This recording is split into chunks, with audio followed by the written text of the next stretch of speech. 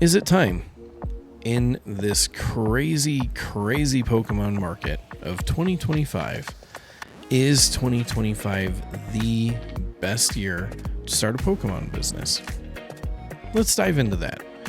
Hey guys, Haas with Haas Games and Cards, and I hope you're all doing awesome because you all deserve it. What do we got going on today? Well, we are an online Pokemon card business, HaasGamesandCards.com. We haven't been around for super crazy long, but we've been around long enough to kind of see all these different changes and all these different things happen in the market and what it looks like for online retailers. So there's so much to dive into on if you should start a business this year. There's just so much to dive into and I don't even know where to start, where to begin. I don't script things out, but I didn't even make like an outline or anything. I'm going to be jumping all over the place, so I apologize. This is just going to be me going for it. So, should you start a business this year? I'm going to give you the short, kind of quick upfront answer. And the answer to that, before we even dive into details, is,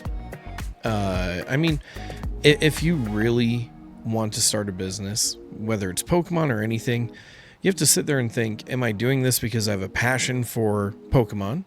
Or do I love the grind? Do I love working? Do I love working on top of working? And if all you have is passion, then no. Passion's not enough passion in the hobby is not enough to carry you through this whole thing. It is not whatsoever. You have to be willing to do some work, and you're gonna have to love to do the work even when times are crappy. If you can't do that, then no, you shouldn't. But if you're looking to make a business, it doesn't matter what year it is or what the set of challenges are. Do it. Make it happen. Get on it, do it, and have fun, because that's part of it. Is if you like to do the grind and the work that it takes to do it, you'll find it fun. I find it fun. Even though I lose a lot of sleep, I lose time with family. I have to juggle things between my full-time employment and doing this. And my full-time day job is crazy. So it drains the hell out of me. And there's just many different market conditions going on that will make it harder, for sure. And we'll kind of dive into all that today. So we're Haas Games and Cards. We've been around since like 2023, late 2023. So still very, very, very new, but we've accomplished a lot in that short amount of time. And I'm very happy and proud about it. We've gone distribution from a couple of distributors. Now we don't get all the product in the world, especially in this market, but we'll dive into that later. We have Japanese vendors. We do card shows. We used to do some live streaming. Whatnot contacted me and was like, oh, please come back. I don't know if I'm going to do that. We'll see. I'm undecided. Whatnot kind of left a dirty taste in my mouth, but they seem like they're trying to do some changes and do things better for the consumer. So maybe not. But if you go to our website right now, it is very barren, right? Whenever we get new releases of things, we throw it up on there. It gets sold out immediately. And that's about it. We have some MetaZoo booster boxes because distribution was like, please buy them. So we did, and they don't move. No one cares about MetaZoo. I don't care about MetaZoo. I know nothing about it. It's just dead weight at this point, but it helped us get more Destined Rivals. We haven't done our pre-orders for Destined Rivals yet. That's why it's not on the website. We just haven't done it. I'm waiting. I always wait for it to get shipped out before I do pre-orders on it. I know a lot of other stores will do their pre-orders a month in advance. I will not. Just because I've seen some nightmare scenarios with other shops. I just wait. I wait for it to get shipped out for my final invoice to be there, and then I can make sure I know exactly my numbers, and then that's how I run with that. We have random Pokemon Go stuff, of course, because again, another thing that distribution just wanted us to help them get rid of. Then we have our mystery product, and to be honest, this is how I kind of stretch out what I do have. so it doesn't sell out immediately. And do I recommend mystery products or people to buy mystery products? Absolutely not. But it's what helps us get better allocations, better funding for it, and gives people a chance to get better product or expensive stuff for the price of a slightly overpriced pack. I mean, we got PSA 10 slabs, UPCs, ETBs of 151, tons of different booster boxes, Japanese booster boxes. Surging Sparks, I haven't updated it, but we put pretty much every new set that's coming out into that. But then also, guys, little side tangent, we do have a giveaway. We do have a giveaway in the video description. You'll find a link to a different video where all you need to do to get into this is like, comment, subscribe, and you'll be entered to for this giveaway. You have to live in the United States. I don't ship out of the country. But we're giving away this Surging Sparks booster bundle. They're going for like $40 to $45. So not a cheap little piece of thing, but on May 25th, on my birthday, we'll give that away. We were trying to get to 10,000 subscribers. This has been a giveaway building up for like the last 4 to 6 months. Trying to get as many subscriptions as we could. That fell through, but we're not coming out empty-handed. We are going to give away that booster bundle for sure. So I'm excited to get that out to somebody. So should you start a business? Like I said, if you're going to, then yeah, do it. But one thing before we even talk about Pokemon, do you have the time to do it? You know, is your family going to get pissed off that you're working on fulfilling orders all the time? Are you going to, because I mean, if you're married and you have kids like I do, they value their time with me. And so sometimes this does take up a lot of my time. There's times where I don't go to bed super late or super early because I have to work my normal job, which sometimes I'll end up being stuck there for 20 hours and then I got to come back and fulfill orders, and very sleepless sometimes, and actually often, very often. And that puts a lot of stress on the family, a lot of stress. And then you're juggling card shows on the weekend. That takes up at least Saturday, Sunday, or Friday, Saturday. So that's more time away from the family. And that is very stressful for them, especially if you're leaving your significant other behind with the kids, you know, very, very stressful. So do you have the time to do it? Is your family going to accept it? Those are some very big things to think about before diving into a Pokemon business. Next big piece, or second, the next big piece is, are you willing to take the steps to make an LLC? I have a lot of people that reach out to me being like, I want to make a Pokemon business. What do I need to do? Help me out. And the very first thing I say, on top of if you have all the free time to do it, I say, hey, you know what? You need to start an LLC. No distributor is going to even look at you if you don't have an LLC. And so, some reason, even though that's one of the easiest things in the world, anybody can make an LLC, a lot of people shy away from that. They say, ooh, no, we're not going to do that. And that's their quitting point for some reason. Don't ask me why. I have no idea. I think that's one of the easier parts of this whole thing. But people just do not do that. They won't do that. So those are some things that are just outside of Pokemon that you need to consider before even trying to do anything, whether it's Pokemon or not. So now we jump into the Pokemon side of things.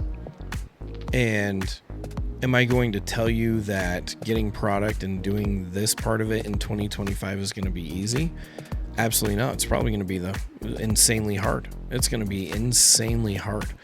And it's funny because you will hear all these other YouTubers that talk about how they start up their business, and it's all different. And to be honest, if you were to ask me every single year what I would do to make my Pokemon business, it's going to be a different answer each year because the market has changed up so much each year that that I'm going to have a different answer every time because the market and the inventory has changed up so much in the political landscape that answer is not the same every year.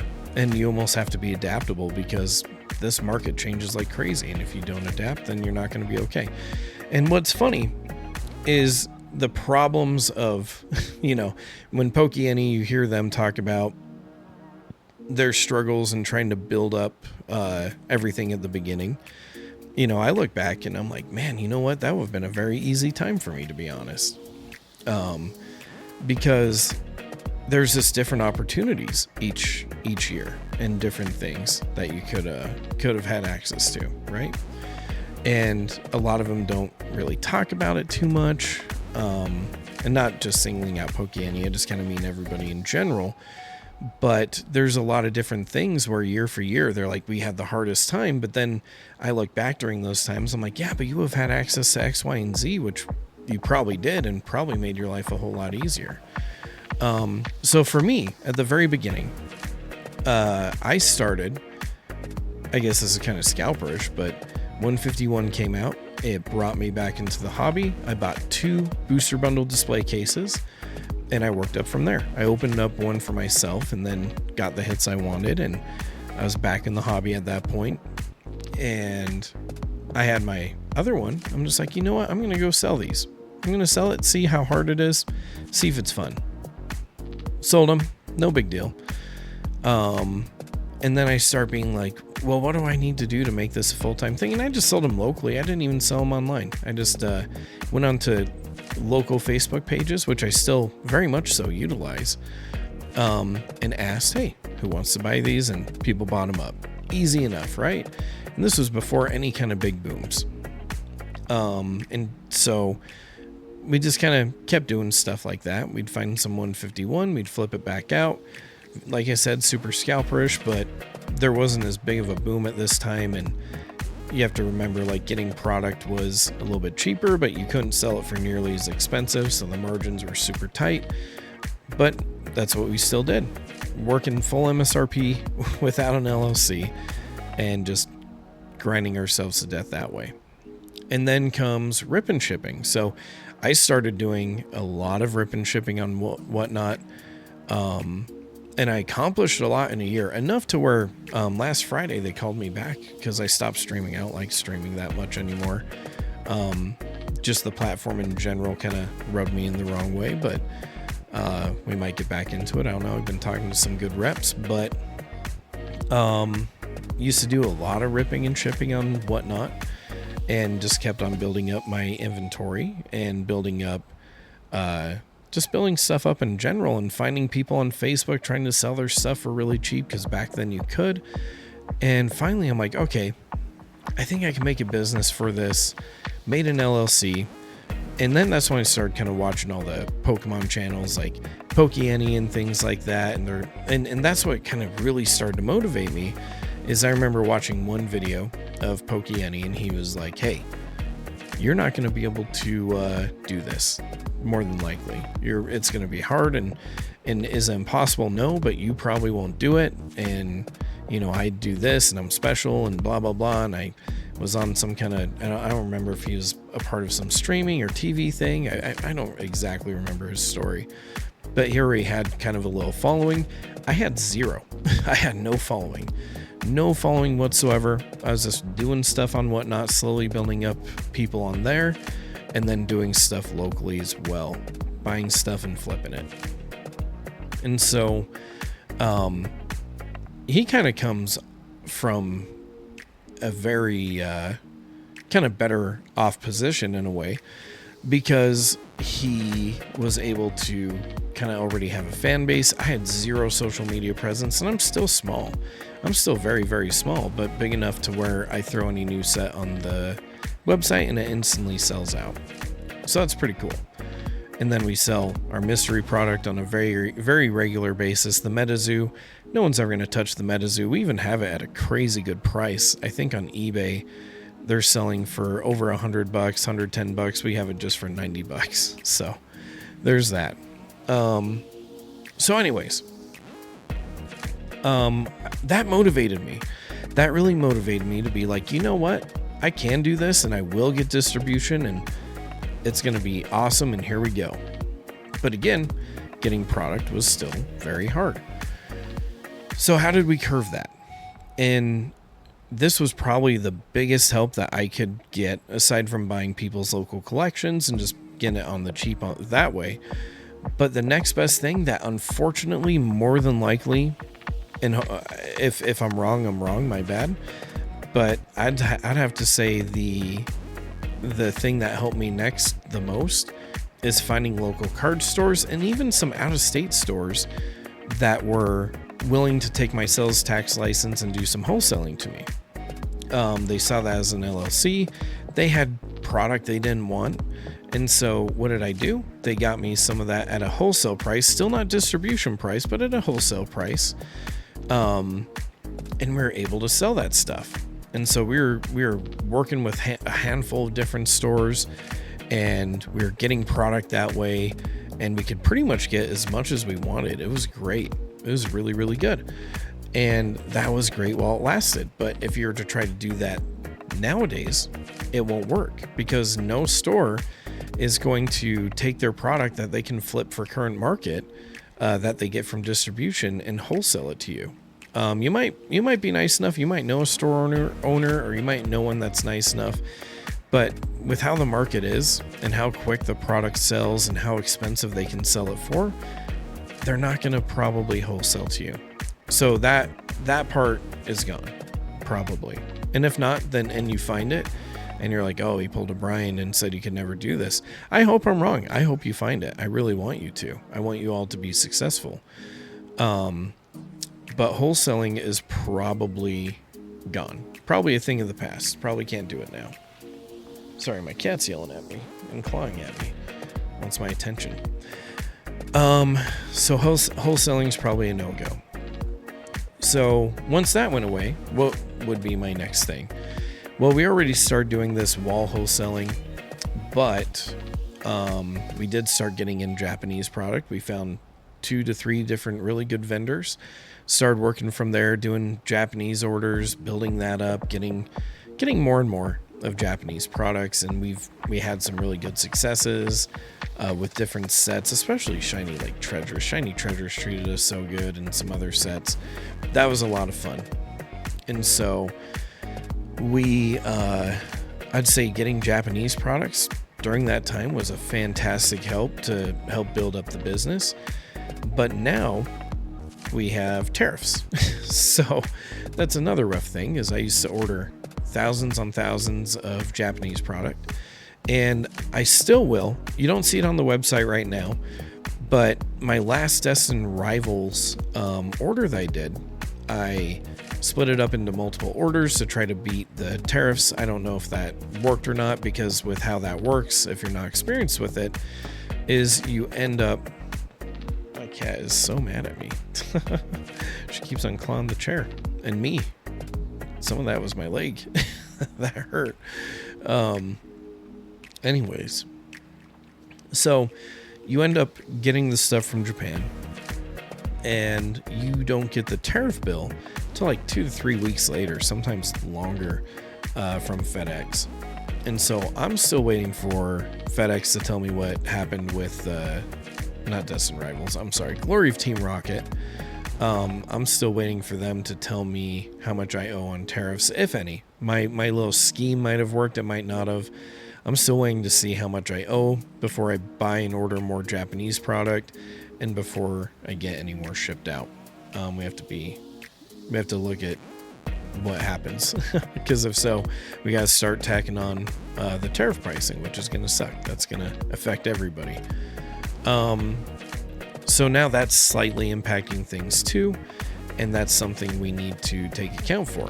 And so if you were to ask me in 2023, 2024, was it much easier to start a business? I'd say beginning of 2023, super easy, because even once I got distribution, we'll kind of go into some of the finer details with that, but it was just easy to get product from wherever. Didn't matter where I was going, it was easy to get product from wherever.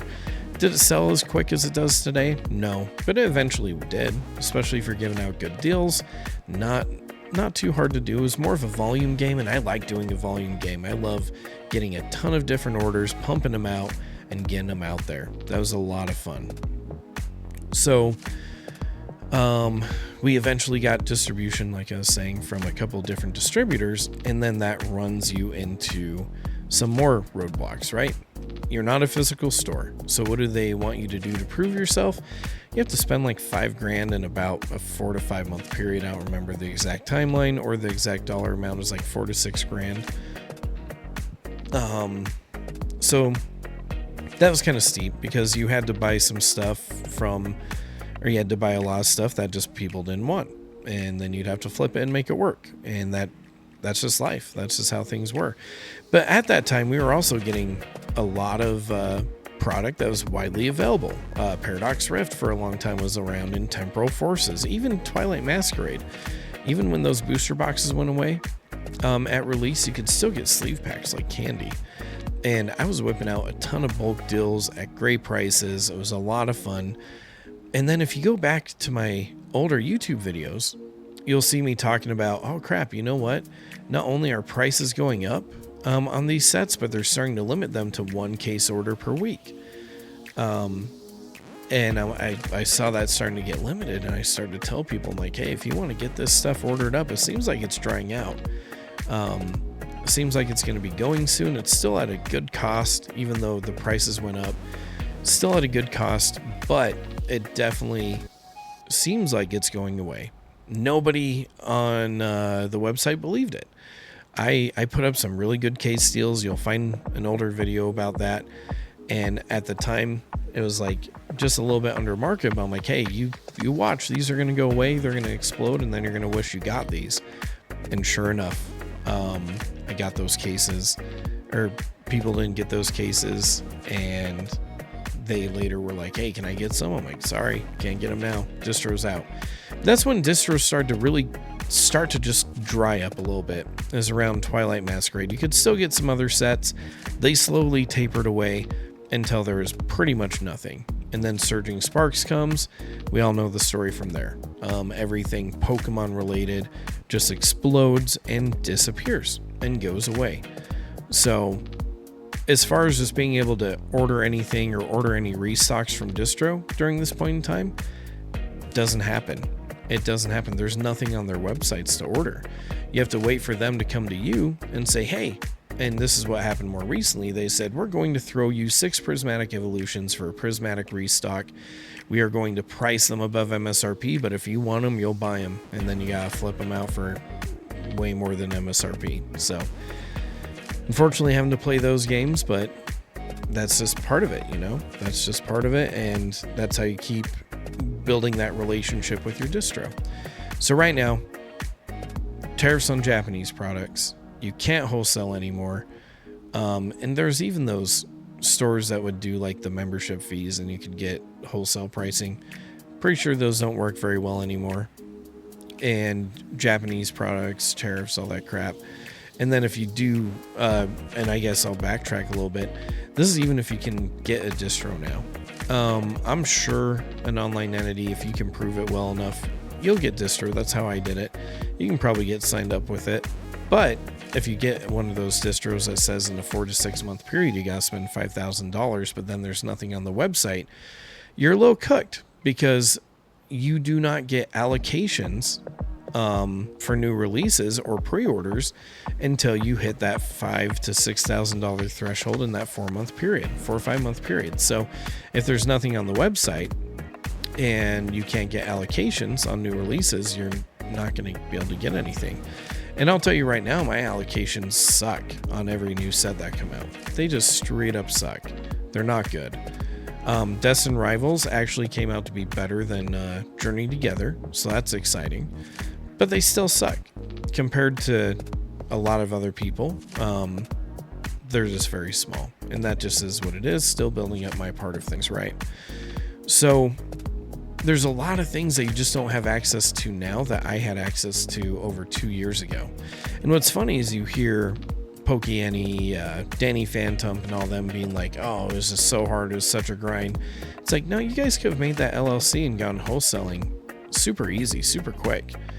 Because stores were trying to offload Pokemon like crazy. So I think it's just interesting. It's a very tapering effect because people are going to look back, because I look back right now I look back during Pokeani's startup time and I'm like, yeah, I could have totally made this work. That's crazy. Even if I didn't have distro, I could still get wholesale. But, they sit there and complain about how hard it was. And I look back and go, no, that was a cakewalk compared to what I had to go through. And then I'm sure someone's going to look back on my experience and be like, whoa, dude, you had it so easy. Because now I'm just like trying to get stuff at a retail store and I can't even get it. So there's this tapering effect to where people are going to look back and say, no, it was easier back then. Why should I start now? And you just got to find a way around it. If you have to pay a little extra in tariffs and do more Japanese stuff, or if you have to just work really hard to find someone that's willing to wholesale, whatever it is, that's just what you have to do if you want to make it work. But if you truly want to own a business, you're going to make it work. Because if not, then in my opinion, you didn't really want to own a business. You're just loving the hobby and hoping to gain benefits from having a business. That's how I kind of see it. That's how I see it. I could be wrong. Tell me in the comments if you think I'm dumb. But there's different opportunities I had back then that made it easier for me than what you will have right now, for sure. But that just means there's probably different ways of getting stuff that I'm not seeing because I'm not in that position. And you might find it and be like, oh man, Haas is stupid. I totally found this thing, and awesome. If you find it, I hope you do. That is fantastic. So that just kind of leads us to where we're at right now. Right now, we're waiting to see what we can do with Japanese product because I don't know how the tariffs are working, and I don't know what I need to charge, and if I need to keep splitting up packages to kind of save from the tariffs. Cool, I'll keep doing that. If that doesn't work, I'm just waiting for that bill to come through so I can just get that handled, and then just tell my Japanese vendors, hey, no need to split those orders, just send it, because we're gonna have to pay tariffs and we're gonna have to mark up the product. So we'll see how that goes.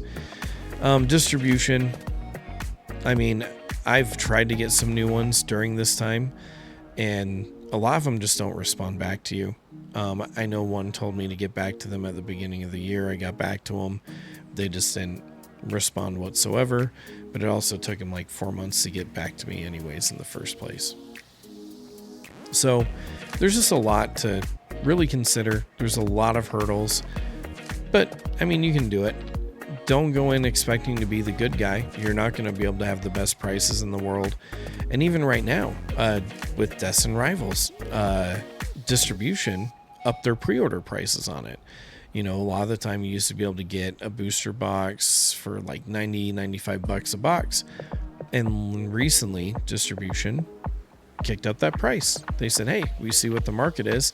And it used to be on a new release, you'd be able to get the new release price, and then any restocks after that were just closer to market. Nope.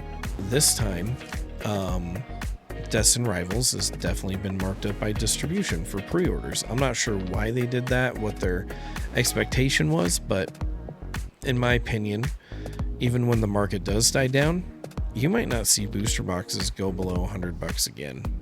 I think Rudy from Alpha Investments recently said that, and you just aren't going to see them again. I don't think you will. And if you do, it's going to take about 2-3 years for that to change. But if distribution keeps on upping prices on stuff, then probably not. We just got some new restocks of Surging Sparks. And one thing that I noticed with Surging Sparks is the price did dip down a little bit, but everybody else must have gotten similar pricing as to me because they're all selling it for about $230 to $240 in that range right now. I think $240 was kind of where it was selling before, but you see it bounce back and forth between. And you see that the restock was not meaningful. You have people like a non-TCG, they're like, oh, you're going to get these huge amount of restocks, they're going to be meaningful. And I think eventually we will. I think eventually they'll print everything to the ground, especially with some supply or printing chains freeing up for America use only. But the thing is, a lot of these YouTubers are claiming, hey, these reprints are coming soon. They're going to be meaningful. Watch out for it. I think they will ramp up the printing, and I think we will get to a point to where things get pretty cheap again. but I don't think they'll ever be below sub 100. And with these Surging Sparks booster boxes that just got restocked, for one, nobody I know got a ton of them. My distributors had a order limit on them, so you can order to very many. And they're just a little bit under market, not by much, but a little bit under market, telling me you probably won't see them go below $200 on this restock, because nobody got them below $200. So just crazy. There's a lot of gymnastics with this business that you're going to have to go through. There's going to be times where you want to give out the good deals, and if you can, cool. Then awesome on you. You're the good guy. And I even tried to give out the good deals while I can. There's been a lot of sets where we gave things out for a really good price, like Journey Together we did for a very, very good price. But with how small supply is, you're not always going to be able to be the good guy. And I think a lot of these YouTubers are so focused on being the good guy, and you can't always do that, and it really risks your business. I think sometimes you got to be good when you can be good, and other times you got to do what you have to do. And that's just what this market is. You're going to have a lot of people that complain, but they don't really understand how things are working with restocks and distro and other things like that. All they see is that there's no product to get in the stores, and any product they do get is all third party from random people shooting it up to whatever the current market price is. And unfortunately, market price is valid if you can't find it in a store. I try to do as cheap as I can, but I know with these Surging Sparks booster boxes, I probably can't. And then even with Destined Rivals, I think I was telling some people at a card show, I was like, oh yeah, I think I'm going to do I told them what pricing I was hoping to be able to do. And now looking at the numbers and how much we got and how much distro upsold just even the initial wave of pre-orders of the release product. And I'm like, never mind. Those numbers I was hoping for and quoted are not going to happen. I am going to have to go a little bit higher up. And that sucks, but again, that's the market we're in, and we got to survive and do what we can. And that's why we have the mystery product. Is it the best deal in the world for a consumer? No. But are some people going to be lucky and walk away with a $300 to $600 item? For sure. And it just helps us get more spend. But you have these PokeTubers, which, I'm one of them, but you have a lot of PokeTubers are so stuck that they are the bad guy. They are the moral high ground. They are the store to shop with because they're so good. But then, I noticed for Destined Rivals, some of them aren't sticking to that anymore. It's a funny change. Like Pokey. I think their booster box prices are like in the 240s, probably closer to 250. I don't remember the exact pricing. I think I have it pulled up here somewhere. Yeah, they're doing theirs for $248.90 for a booster box. So even the good guys are having to bend the knee at the market a little bit. Even if, and that says a lot, Pokey was definitely riding on that horse of we're going to get things out for a good price, sign up for my email list, do X, Y, and Z, we'll get stuff out for a good price, but then they're still flipping these for, $248. So that tells me they don't portray themselves correctly. They always come out to be the good guy, but I think after some recent revelations there and how Journey Together went, I think they're like, hey, you know what? Can't always be the good guy. And I think they're coming to realize that. I think a lot of people are coming to realize that. And even me, even myself, I want to be the good guy as much as possible. But it's not realistic. You can't do it. And it sucks because you'll see Walmarts and other places flipping stuff for either MSRP or maybe $5 to $10 above it. And you have to look at your stuff and be like, well, crap, I can't do that. And you get less stock and less restocks than those big box stores, and it's rough. It's mental gymnastics for sure, because you always want to make people happy. You always want to get stuff out at a good price. You want to beat Walmart, of course, but in this market, can't happen. 2023, all day, every day, I was doing case sales for super good prices, way good prices, but people are just super thirsty for Pokemon right now, and it's just not realistic. just not realistic. But anyways, if you have any further questions, let me know in the comments. I'll try to answer them. I'll try to help you. I'll try to do what I can. But just thought I'd talk about it. Everyone's experience is going to be different. People have different advantages and disadvantages. The market has different things going on with it year from year. The way I did it back then, I wouldn't be able to do it now. I'd have to do it a different way. I'd have to look into things like flipping singles more often than I do, which I mainly just do for card shows. I don't post them online, but we might post them online soon. And even singles have crashed recently, so you gotta be very careful, because you might have accidentally at a card show bought singles from someone at one price, and now they're flipped down below that 30% you probably took off from buying it from those customers. So the market is very wild and very tumultuous, and you have to be able to adapt and move on and do things different here and there to make it best. And I feel very fortunate. Because I do own an online business. I do not have a brick and mortar. I don't have employees. It's all self-ran. So I can kind of pause and go whenever I need to and make changes, and it's not a huge deal. But we're going to keep doing what we can. We're going to keep grinding. I appreciate everybody watching and hanging out with us on this whole entire journey of just doing all this crazy stuff. I super appreciate it. Let me know in the comments if you have questions or need help with anything. I hope you all have a good night. Don't do anything crazy.